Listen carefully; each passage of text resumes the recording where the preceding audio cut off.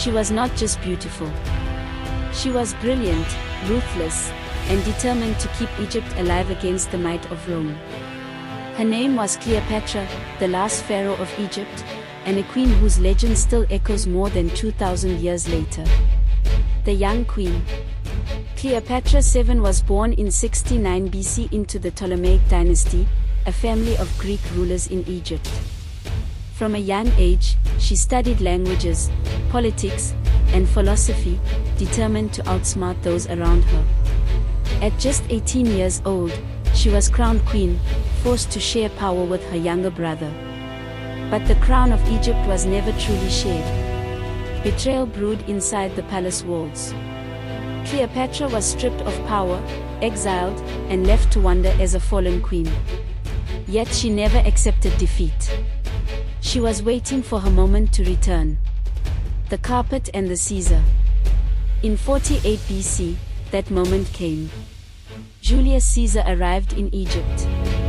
Cleopatra knew this was her chance, not just to reclaim her throne, but to secure Egypt's survival.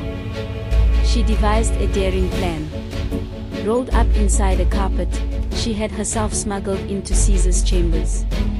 When the carpet was unrolled, out stepped the queen. Cleopatra, charming, intelligent, radiant. Caesar was captivated. Their alliance was sealed, with politics, and with love. Together, they would reshape the fate of Egypt. Queen of Egypt, lover of Rome. With Caesar's backing, Cleopatra returned to her throne, not as a girl, but as Egypt's living goddess. She bore him a son, Caesar Ion, son of God, and dreamed of an empire that stretched across the Mediterranean. But in Rome, whispers grew louder. Senators saw not just Caesar's ambition, but Cleopatra's shadow behind him. They feared her influence. They feared Egypt rising again. And so, knives were drawn. Julius Caesar was assassinated. And once again, Cleopatra's world collapsed. Mark Antony and the war with Rome. But Cleopatra was not done. From the ashes of Caesar's death rose another Roman general, Mark Antony. Fierce, loyal, and drawn to Cleopatra's brilliance. Together, they forged an alliance of love and power. In Alexandria, they lived as pharaohs of the East, lavish feasts, golden halls, armies at their command. To some, they were gods reborn.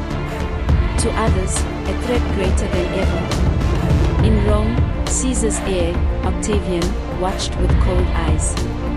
He vowed to destroy them both. The final battle. The clash came at Actium, in 31 BC. Rome's steel against Egypt's pride. Antony and Cleopatra's fleet met Octavian's legions upon the sea. The battle raged, but the tide turned. Flames consumed their ships, and the proud Egyptian fleet broke apart. Defeated, Antony and Cleopatra fled back to Alexandria. The dream of ruling the world from the Nile had shattered. Death of a queen. Surrounded and betrayed, Cleopatra faced a choice. To be paraded through Rome in chains, or to die a queen. In her golden chamber, filled with incense and silence, she lifted a venomous asp to her skin. With calm dignity, she embraced death on her own terms. One bite.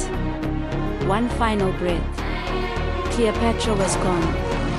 With her, the age of the pharaohs ended forever. Rome tried to paint her as a seductress, a temptress who brought men to ruin.